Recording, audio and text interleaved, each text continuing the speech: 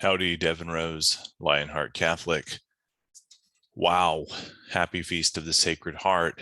And we have huge news. By God's grace, Roe versus Wade is overturned. What an incredible victory in what has felt like a long defeat all these decades. I was thinking about all of the prayer and the work that went into this victory. Every lady volunteering and working at every pregnancy care center, every pro-life nonprofit operating in every state, the masses that were offered, the pro-life marches and rallies we've had over the years, the novenas prayed, the voting, more on the voting later and whether voting helped, for leaders that we hoped ultimately would deliver justice, right? Protection for human life from conception. And let's be clear, Roe was an absolutely terrible decision, terribly argued, and yet for 49 years it reigned over this country. So you think about the inhumanity and injustice of half a century, tens of millions of babies killed based on a garbage decision. One of the refreshing things about this decision in the Dobbs case is we actually get to read real jurisprudence and wisdom, especially from Clarence Thomas, someone who has right principles, a solid understanding of the truth, in contrast to the Roe versus Wade decision and so many majority leftist decisions over the past 50 years that are utter drivel, like have no basis in truth, sound reasoning, true philosophy. I guess the adults really are in charge again. And you got to note that Chief Justice, John Roberts, right? He's a turncoat once again. He did not join in the opinion to overturn Roe. So he agreed with the majority on the Mississippi abortion issue, but not to overturn Roe. What a disappointment he has been over these past, however long it's been, 15 years or so. Many states now have laws that automatically go into effect, some after some delay, that will greatly limit abortion. Thanks be to God.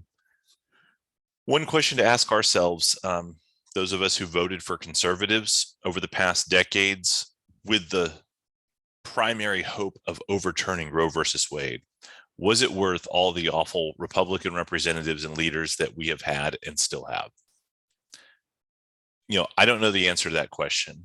So while this victory is enormous, so many more terrible laws and decisions remain in place, often put there or abetted by Republican legislators, judges, presidents.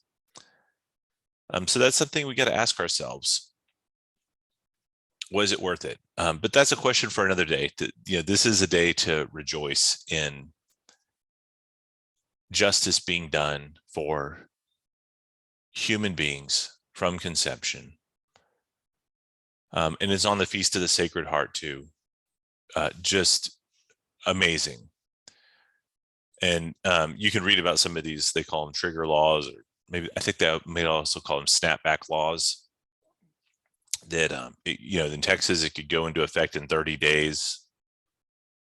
They're kind of looking into that, but basically outlaws abortions in Texas, lists the mother's life's in danger, and on and on.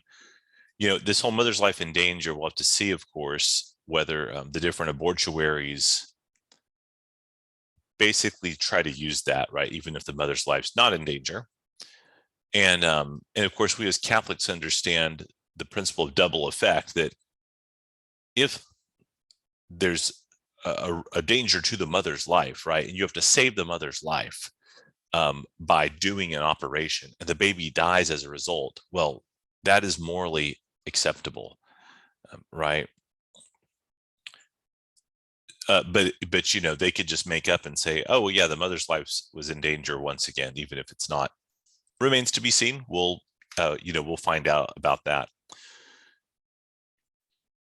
It's almost like after you win a victory, after being defeated, for years and years and years, you think, now what? Obviously the battle's not over, but you just think, what now? What happens next? How long have we prayed for an end to abortion? Which obviously it's not ended, and many states are going to continue to have it just as they have been. But this is just a landmark ruling in the midst of so much that's wrong with our system, right? So we're gonna rejoice here on this day of penance on a Friday. Sacred Heart, Devin Rose Lionheart Catholic. God bless.